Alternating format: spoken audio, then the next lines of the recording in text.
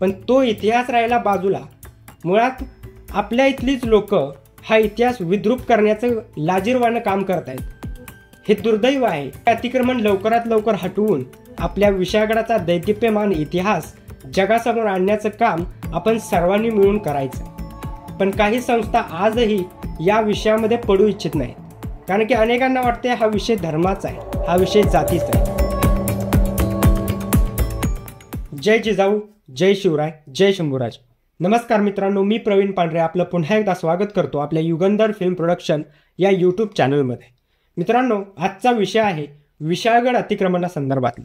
मित्रांनो, छत्रपती शिवाजी महाराज आणि आपले मावळे आपल्या गडकिल्ल्यांना त्यांचे प्राण मानत असत आणि हेच गडकिल्ले आजच्या मराठी अस्मितेचा पाया आहेत आणि हाच पाया कुठेतरी ढासळताना आपल्याला दिसत आहे. मित्रांनो, विशाळगड अतिक्रमण हा विषय, हा मुद्दा हा आजचा नाही, हा खूप वर्षापासून चालत आलेला मुद्दा आहे. मित्रांनो, गडकिल्ले आणि त्यांचं संवर्धन हे मुळात आपल्या मराठी माणसाचं आणि सर्वांचं एक परम कर्तव्य आहे आणि तोच विशाळगड आज शेवटच्या घटका मोजतोय. मित्रांनो, काही दिवसांपूर्वीच विशाळगडावरील काही गोष्टींमधील जे अतिक्रमण झालेलं आहे त्या अतिक्रमणाचा मुद्दा पुन्हा उपस्थित झाला आणि त्यानंतर सर्व शिवभक्तांनी विशाळगडाशी संपर्क साधला. मित्रांनो, आज आपण पाहतो कोल्हापूर जिल्हा असेल, पुणे जिल्हा असेल, सातारा, सांगली, सर्व महाराष्ट्रभरातून इतर सर्व लोक, शिवभक्त असतील, सामाजिक संस्था असतील, छत्रपती शिवरायांच्या कार्याचा आढावा घेणाऱ्या इतर संस्था असतील, सर्व संस्था अतिक्रमणाचा विषय, अतिक्रमणाचा मुद्दा घेऊन विशाळगडाकडे येत आहेत. मित्रांनो, छत्रपती शिवाजी महाराज आणि स्वराज्य यांच्यामधला विशाळगड हा किल्ला अत्यंत महत्त्वाचा आहे. आपल्या सर्वांना माहीतच आहे की 13 जुलै 1660 पावनखिंड रणसंग्राम झाला आणि त्याच पावनखिंड रणसंग्रामामध्ये सिद्दी जोहरच्या हातून निसटून छत्रपती शिवाजी महाराज विशाळगडावरती गेले. मित्रांनो, हा इतका महत्त्वाचा किल्ला ज्यानं स्वराज्याच्या धण्याला म्हणजेच छत्रपती शिवाजी महाराजांना सुरक्षितता प्राप्त करून दिली. त्यानंतर ताराराणींच्या काळात राजाराम महाराजांना सुद्धा या किल्ल्यावरती सुरक्षा प्राप्त झाली.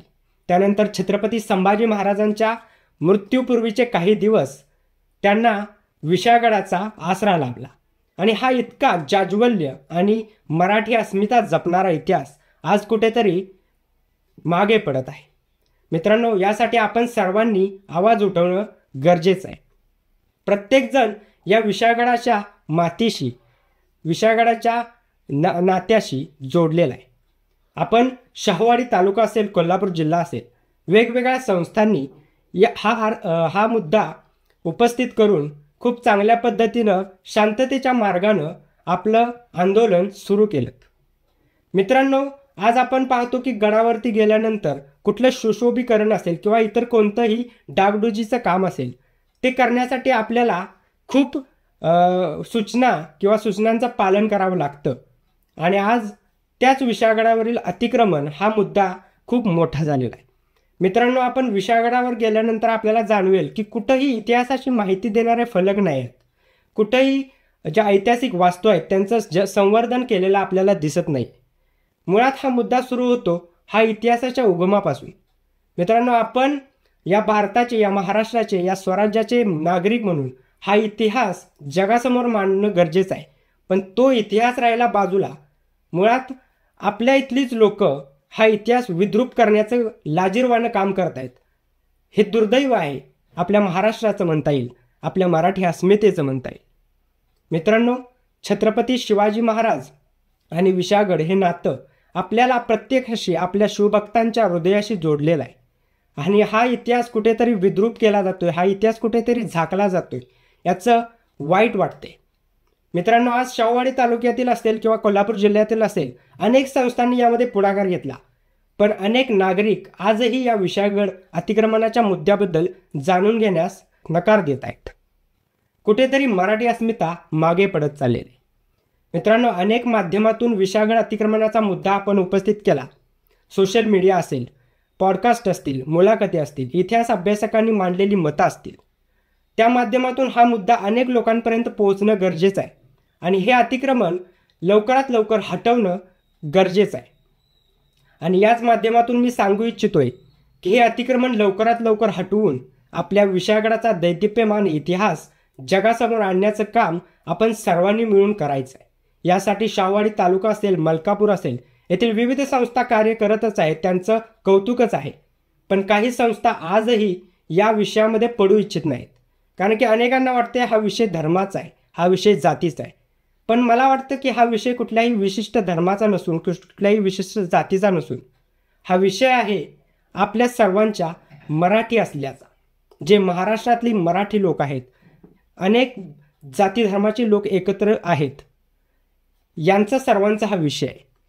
आणि मुळात हा विषय धर्माचा नाहीच। मुळात आपण जाणून घेतलं पाहिजे की गडावर असणारा मलिक रेहान दर्गा आणि या दर्ग्याला केंद्रीभूत ठरून हा विषय वाढत चाललेला आहे। मुळात इतिहासाचे दाखले आपण पाहिलेत तर या दर्ग्याचं स्वरूप खूप छोट्या पद्धतीनं होतं आणि तिथे आत्ताची सध्या परिस्थिती आपण पाहिली तर ते वाढलेलं जे बांधकाम आहे, आजूबाजूच्या ऐतिहासिक ठिकाणांच्या जवळपास झालेली गर्दी आहे, गडाच्या पायथ्याशी असणारी दुकानं आहेत। मुळात दुकानं आणि पर्यटन व्यवसाय वाढीला माझा विरोध नाही, पण ऐतिहासिक वास्तूचं पावित्र्य जपून आपण त्या पद्धतीनं तिथं व्यवसाय किंवा पाहिजे पर्यटन वाढीस आपण पुढाकार दिला पाहिजे।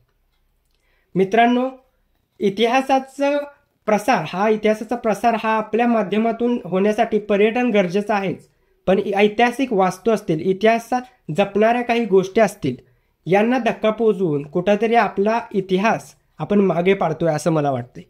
मित्रांनो, भविष्यात आपण या विशाळगडाचं पूर्वरत जे वैभव होतं ते कशा पद्धतीनं जपता येईल इकडं आपण लक्ष दिलं पाहिजे। आणि सगळ्यात महत्त्वाची गोष्ट म्हणजे आज विशाळगडावरती गेल्यानंतर आपल्याला कुठेही ऐतिहासिक माहिती असणारे फलक नाही आहेत।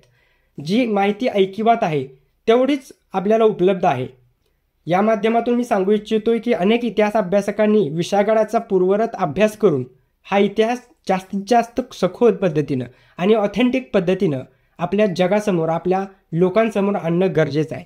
आणि याच माध्यमातून पर्यटन विकास होण्याची गरज आहे। आणि यासाठी आपण सर्वांनी विशाळगड मुक्तीसंग्राम आणि विशाळगडाचा इतिहास प्रसार प्रबोधन यामध्ये सहभागी होऊया।